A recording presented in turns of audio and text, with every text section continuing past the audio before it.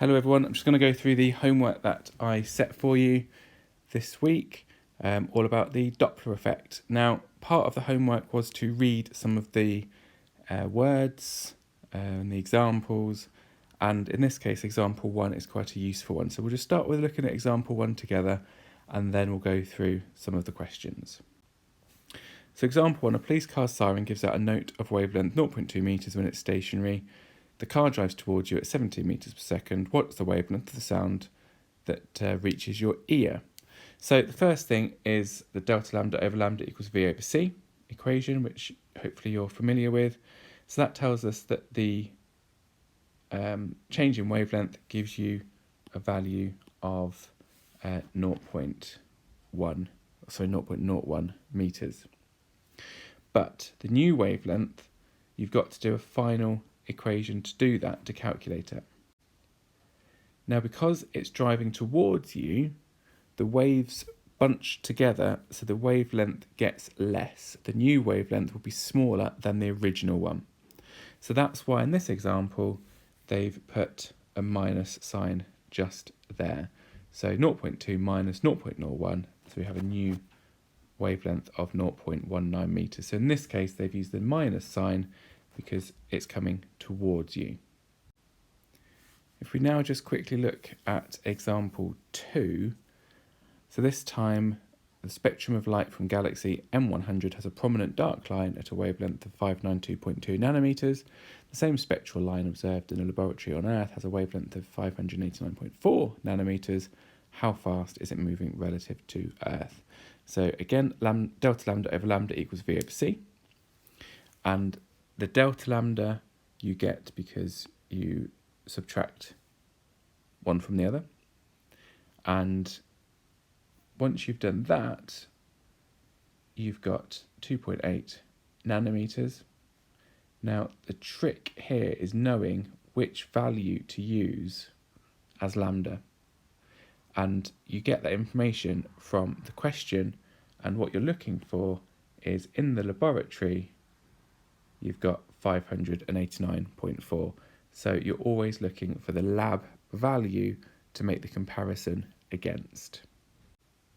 And then once you've done that, you rearrange for V, which then gives you the final part of the example, and therefore the final velocity that it's moving. So now on to the questions. So complete the following sentences. When a source of waves moves towards you, the wavelength of the waves becomes shorter.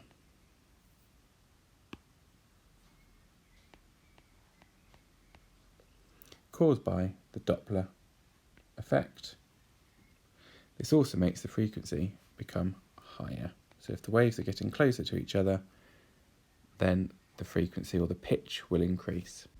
For question 2, stars or galaxies moving away from the Earth appear to have their spectral line shifted towards.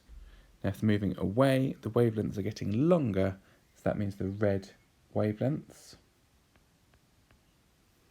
This is called redshift.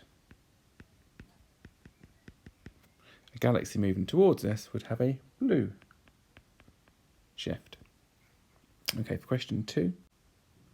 When the light reaching us from the edges of the sun is analysed with a high precision spectrometer, it is found that the light from one side is red shifted slightly, while the light from the other side has a blue shift of the same size. What does it show you about the sun? Okay, let's think about the sun and the earth. So if we've got the earth just here, and we've got the sun just here, if one side has been blue shifted, that's going to be the one coming towards us, and then one side is red shifted, so that's going to be the one moving away from us. So that tells us that the sun is rotating, and it's rotating at the same velocity or same speed because they're redshifted by the same amount. So they said the same size. Question 3. The siren of an ambulance emits sound at a frequency of 100 Hertz. Calculate the wavelength of the sound given that the speed of sound is 340 meters per second. So for 3 it's just useful to get into the habit of writing down what we know. So f equals 1000. We know the velocity equals 340, although we should probably use the same notation. So we'll put c for that one, and we want to find the wavelength. So we can immediately think v equals f lambda or c equals f lambda, where lambda equals c over f. So we've then got 340 over 1000, and that then gives us 0.34 metres. For part B, the ambulance is moving away from you at a speed of 25 metres per second. Calculate the wavelength of the sound waves reaching your ear. So in this case, we now need to use the other equation, so delta lambda over lambda equals v over c. And as a reminder, c is normally the speed of light, but in this question, as you've just seen, we're referring to the speed of sound. So we can start plugging in some numbers that we know. So we don't know the change, but we do know the original wavelength, which is 0.34 from the previous question. We know that the ambulance is moving at a speed of 25, and we know to use 340 metres per second. And then if you put that into a calculator, 25 over 340 gives you, I think, 0.0735. So delta lambda, if you then multiply that by 0.34, so the change in wavelength is 0.025 metres. Now the question says it's moving away. So if it's moving away from us, that means the wavelengths are getting longer, it's red shifted. So we need to add, which is different from the example that we looked at the start of the video. So because the wavelength will be longer, we need to add. So we need to do lambda plus delta lambda, so 0.34 plus 0.025. So our new wavelength, 0.365 metres. And then for part C, calculate the frequency that you would hear. So we can go back to the equation we used in part A for this. So C equals F lambda. So we want F, so F equals C divided by lambda. So that is then 340 because it's the speed of sound, divided by our new wavelength, 0.365.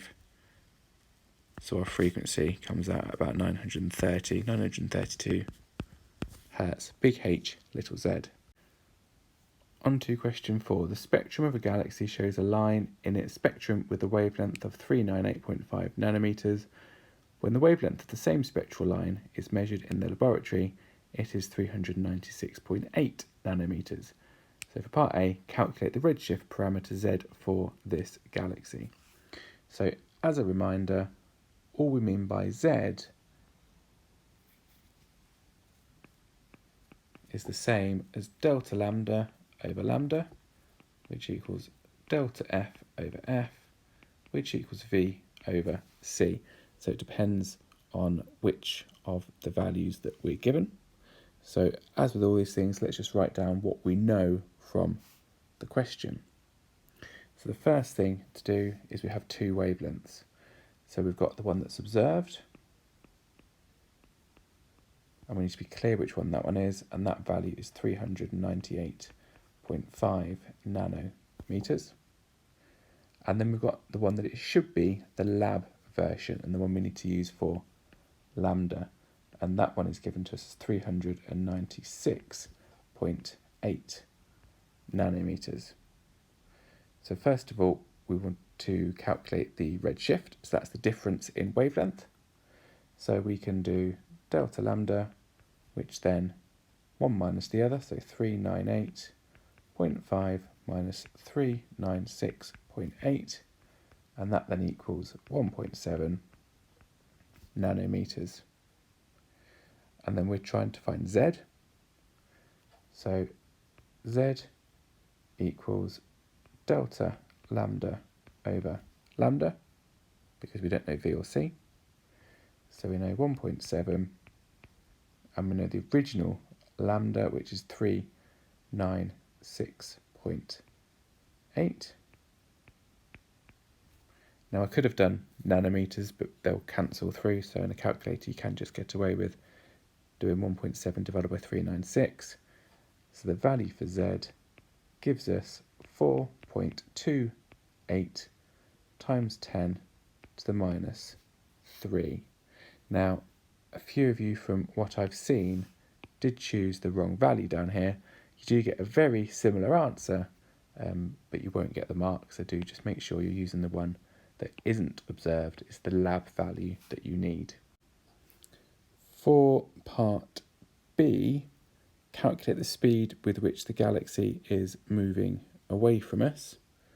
So with this one, it's still useful, I find, to write the whole equation out. So Z equals delta lambda over lambda, which equals V over C. So as a reminder, we've just done delta lambda over lambda, so we know what Z is. So Z equals VC, and we're trying to find V, so V equals ZC. We know what Z is, 4.28 times 10 to the minus 3, and this time our value for C is the speed of light, so 3 times 10 to the 8. So the velocity at which it's moving, 1.29 times 10 to the 6 meters per second. On to the other sets of questions from the other book that I scanned in. Before we look at that though, just thought it's worthwhile focusing in on these two diagrams, because I didn't mention this in the previous video. So we've got observer 1 and we've got observer 2. Now, observer 1, you've got the source A not moving in relation, so anywhere that observer 1 stands, they will hear the same pitch or the same wavelength. Source B is moving towards observer 2, so the sound that gets made gets bunched up. So observer 2 would hear a higher pitch because the wavelengths are shorter. However, observer 1, if listening to source B, the waves are getting longer, so the pitch is getting less because the wavelength has got slightly longer, and therefore the frequency has gone down. So it's a nice little animation. There's plenty of them available on the internet to look at. So let's just go through the couple of questions that we've got from this part. Question 1. The Andromeda Galaxy has Z equal to minus 0.001. Calculate its velocity. So, again, we write down what we know. So firstly, we know Z equals minus 0.001, and the negative means it's moving towards Earth, and we're trying to find the value of V. So as ever, Z equals delta lambda or F over lambda or F, and that's equal to V over C. Well, we've got the value for Z. We know what C is, and we want to find V. So that one should be quite straightforward. So we can then write Z equals V over C, or V equals ZC. So V then equals minus or 0.001 times 3 times 10 to the 8. And then that gives us 300,000 meters per second. For part B, what is the wavelength of the sodium spectral line at 589.59 nanometers in light from the Andromeda Galaxy observed from Earth? So given that it's moving towards Earth, we know that what we observe is going to be a shorter wavelength because it will have been slightly blue shifted. So we're looking for a slightly shorter wave. So as we do this, we'll bear that in mind. So let's write down what we know. We know that sodium equals 589.59 nanometers. And we also know that Z equals delta lambda over lambda, which then from the previous one equals 0.001. So if we rearrange for the change in frequency, we can then write Z lambda, and then Z lambda becomes 0.001 multiplied by 589.59 nanometers, so times 10 to the minus 9, and then whack that into a calculator. Our change in wavelength is 5.8959 times 10 to the minus 10. Now we mentioned earlier that it was blue shifted, hence writing in blue pen. So if it's blue shifted, that means it's coming towards us, so the wavelength is going to get slightly shorter. So it might help if I keep the notation correct with the minus sign all the way through. So the shifted lambda equals lambda plus delta lambda, or in this case, it's 589 nanometers. Take away the 5.8959 times 10 to the minus 10 that we've just looked at, and that, as if by magic, rounds beautifully to just 589 nanometers. So although it says that sodium is 589.59, on Earth we observe a slightly shorter wavelength because that then takes into account the Doppler effect or Doppler shift. On to question 2. The radio signals from a distant galaxy are redshifted by 12% from their values on Earth. Calculate the speed of the galaxy and state whether it is moving towards or away from Earth. Well, let's start with the last bit. State whether it's moving towards or away. Well, given it's redshifted, we know that it is moving away.